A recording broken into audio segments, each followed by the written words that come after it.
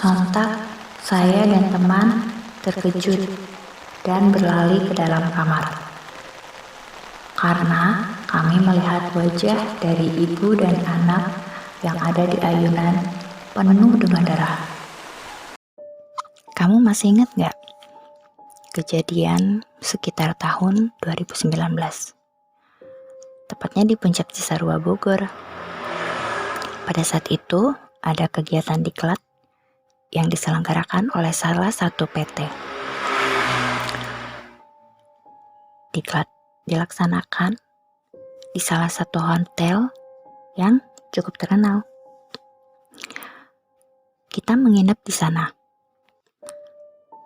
Di seberang hotel terdapat beberapa bungalau dan villa. Di sana terdapat pula kolam renang yang lumayan besar. Tapi bagi kami tidak terlalu dalam. Di samping kolam renang terdapat satu pohon gandaria yang cukup tinggi dan besar, serta rimbun. Tepat di bawah pohon terdapat ayunan untuk tempat bermain anak-anak.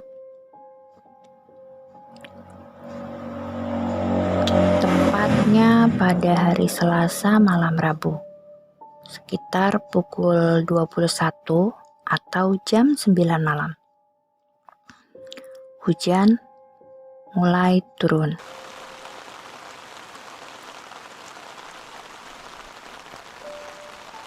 Saya menginap di sana bersama beberapa teman. Sekitar pukul 00.30, saya terbangun karena mendengar suara petir. Karena suasana yang cukup hening, saya membangunkan teman saya. Kemudian saya pergi keluar untuk mengopi. Tepat di teras hotel, saya mengobrol dengan teman sambil menikmati secangkir kopi. Pada saat saya meminum kopi, saya melihat ada cahaya di salah satu bungalau yang dekat dengan kolam renang. Suasana malam itu pun semakin mencekam, ditemani hujan yang rincik-rincik, dan semakin lama hujan pun mulai deras kembali. Saya melihat-lihat sekeliling bungalau yang dekat kolam dan taman bermain anak-anak. Saya agak terkejut ketika mata saya tertuju ke tempat bermain anak-anak. Di salah satu ayunan tepatnya, saya melihat sosok anak kecil dan ibunya sedang bermain ayunan. Padahal situasi saat itu hujan sangat deras dan tengah malam. Saya bertanya kepada teman, kenapa ada anak kecil dan ibu-ibu main ayunan tengah malam di hujan deras pula? Saya dan teman akhirnya berinisiatif untuk mengambil senter. Tujuannya ya untuk memastikan keberadaan ibu dan anak kecil tersebut. Setelah saya memegang senter, saya pun mengarahkan cahaya senter ke arah ibu dan anak yang berada di ayunan. Sontak, saya dan teman terkejut dan berlari ke dalam kamar. Karena kami melihat wajah dari ibu dan anak yang ada di ayunan penuh dengan darah.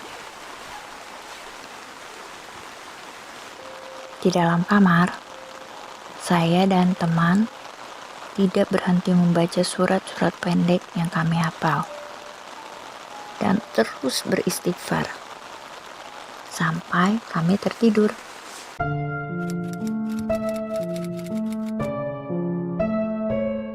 Keesokan harinya, seperti biasa, setelah sholat subuh, saya dan teman membuka pintu kamar dan langsung melihat-lihat keadaan di luar, terutama pada ayunan yang semalam kami lihat. Selang beberapa menit, mulai berdatangan para tamu undangan peserta diklat. Mereka mulai mengisi pila dan bungalau yang masih kosong, sampai semua kamar terisi oleh peserta diklat. Ternyata kejadian aneh pun terjadi kembali di malam berikutnya.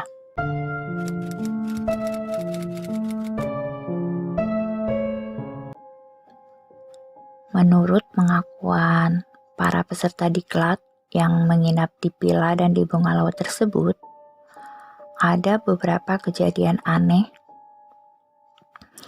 di tempat itu. Setiap menjelang pukul 2 dini hari, mereka mendengar suara ayunan bergerak-gerak seperti ada yang sedang bermain di sana, disertai dengan tangisan anak kecil. Di kamar peserta lain pun, terkadang mereka mendengar keran air di kamar mandi menyala dan mati dengan sendirinya.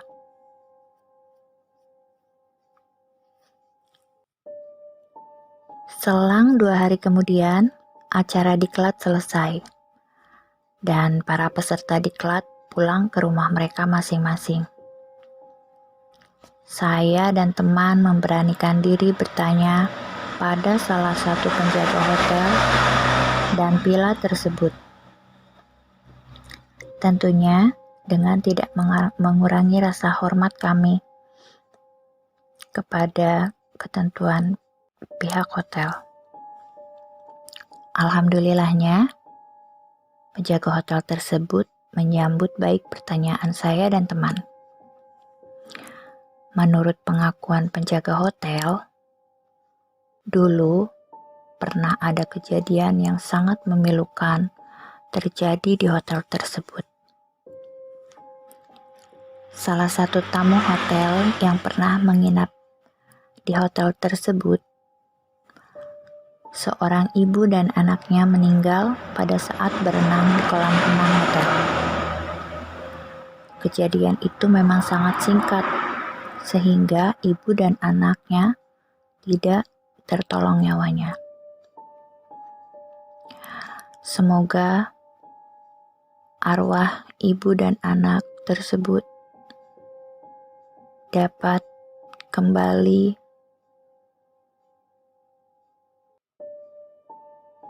ke alamnya dengan tenang. Itulah sekilas kejadian yang pernah saya alami dengan teman saya di tahun 2019 di Cisarua, Bogor.